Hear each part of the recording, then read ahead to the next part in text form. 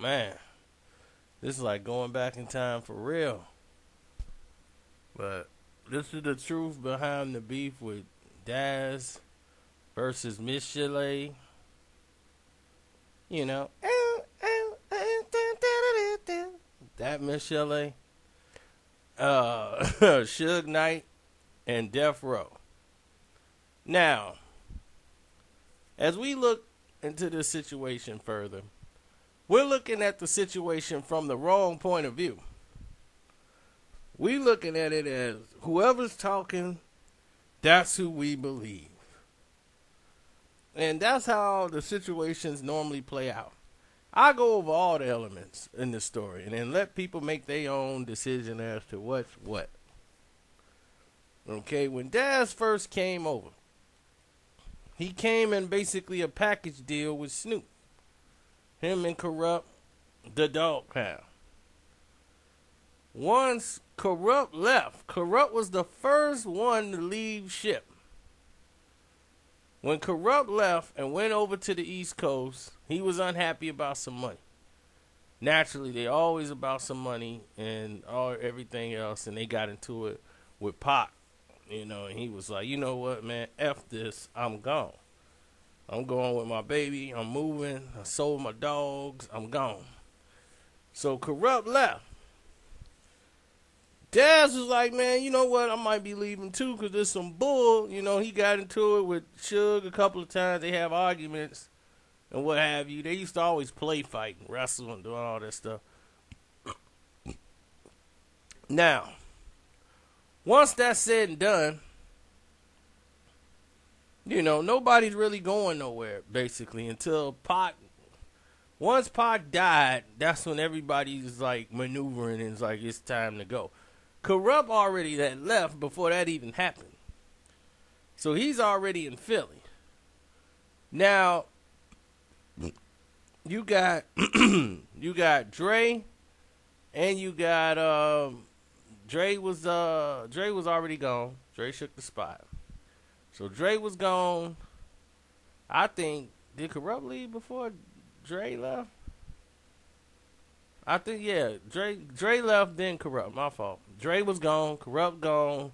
Snoop is still there with Daz. So, Daz do Snoop's album. Okay, Snoop album didn't turn out to do what they thought it was going to do with the dog father and all that. So, Snoop is looking like, man, this ain't working. Like, I got to shake the spot. I'm thinking about leaving. And when he get up and make his move to leave, Daz was like, yeah, man, I'm going to be up too. Man, I ain't finna be with this because this is not a nonsense going on. And I can't get things done the way I want to get done. Because they holding me back and they making all the decisions. And what happened is Michel'le was put in charge. And she was running the company. And Daz didn't like that because Daz was used to doing what Daz wanted to do. Daz would come there and do this and that, and then Michel'le was like, well, we're not doing that, we doing this. And Daz be like, man, for real? Who put you in charge? Well, Suge told me that I'm going to be executive producer, so you got to do as I say, Daz. If not, I'm going to tell Reggie. Man, I don't care about no Reggie. Daz always talk like he going to bed. Like, man, for real? Nah, I ain't care about no Reggie. So next thing you know, Daz is upset because Daz had all these plans on things he had wanted to do with his album, and he was recording all these songs. So anyway, he was getting ready to leave, and then Snoop had his little run in at the Universal Studio, and next thing you know, Daz is like, you know what, I'm gonna stick it out. I'm gonna stick this one out. So Daz is there, his wife, she was there a lot. Maria, Mimi. She was there all the time, hanging around, this and that, doing what she do. Now, here's the kicker. Daz and his wife, he got a shorty with his wife and all this stuff, and what have you. His wife is known. Suge knows his wife and everything else. Daz is working on his album nonstop. He's producing songs. He's doing all this stuff, and he's got access to all this stuff in the studio. Then he put out his album, The Revenge, Get Back, that album. Now the album was so-so. Sorry, I'm choking to death. But the album was so-so. But the gem on the album that ended up being the hit of all hits was Oh No. Oh No was that monster for me. Oh no. Tripping on you the way I feel tonight. So you better back your girl. Oh no. So Oh No was my song. But anyway, besides that, the album, it really didn't do that much. So Michel'le wouldn't release the budget for them to make the video. That Daz was like, man, I want to make a video for my song. We getting these spins. Man, I need a video to back it up. She was like, no, well, I talked to the Suge and I talked to them and they said that they're not going to release any more money for your album. So once that happened, he's livid. He going under FUB and blah, blah, blah, blah, blah, blah, this and that. And see, his plan was, because he had access to all these songs with Tupac that he produced. He had all these songs. Man, I got songs with Pac and all this, man. I was going to put them all on there. We got these Machiavellian diligence. And they was like, look, man. They had a meeting, a talk with Daz. They told him, like, look, your album ain't moving because people don't want to hear you as a solo artist. And as the company, we want you to remain the producer. You're a great producer. We don't mind you. Just stay here and get paid as a producer. He want to be an individual rap star. Like, no, I want to be like Snoop. They was like, fool, you're going to be producing the records. You're going to be getting paid more money than the damn rappers. But Daz wanted to be the face of everything. You know, Daz. Yeah, Daz, it's my turn.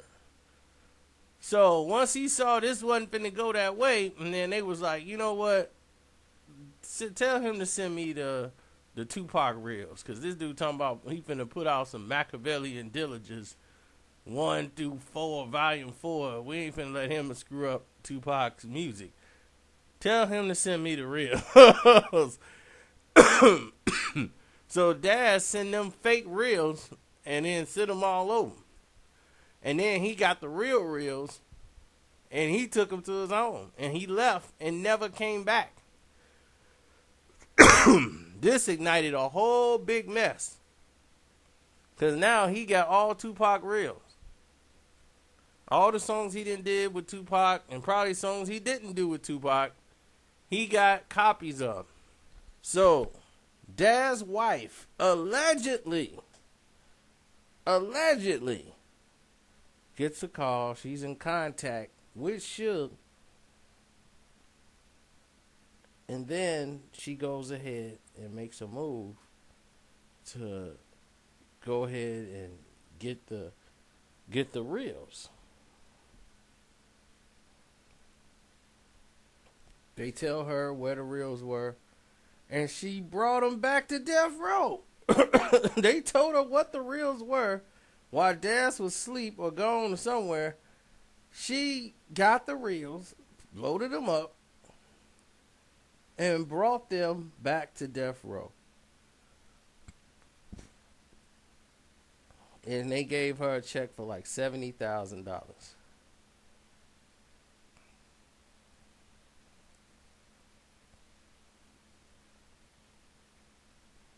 Then there was the big breakup because allegedly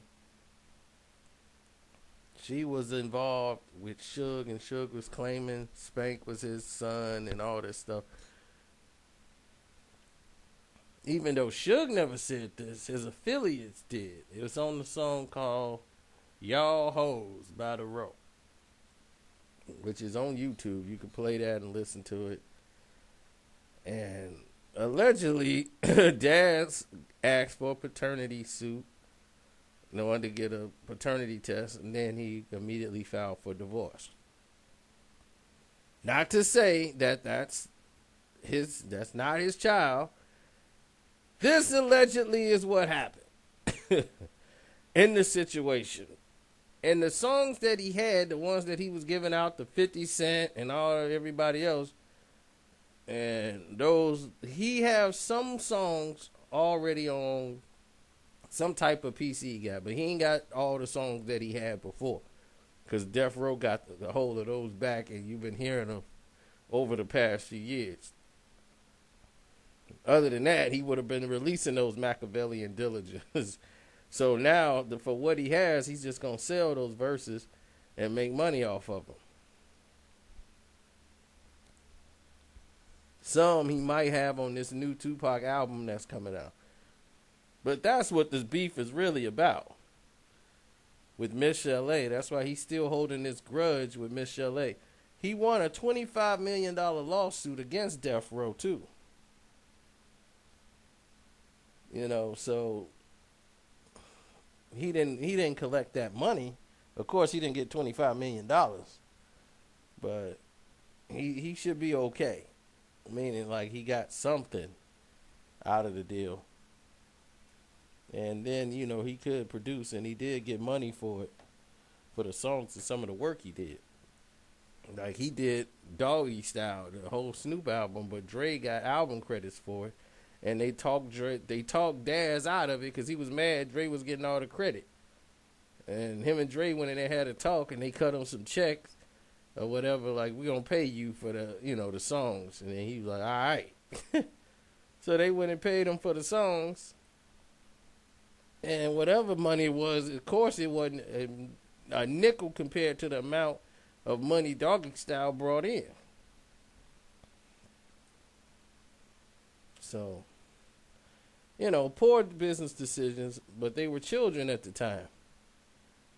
So I'm quite sure a lot of them have expanded their education since then, and their knowledge base have grown. And we'll take it from there. But right now, let's leave it at that. We'll move forward and see what, you know, comes later. I'm out.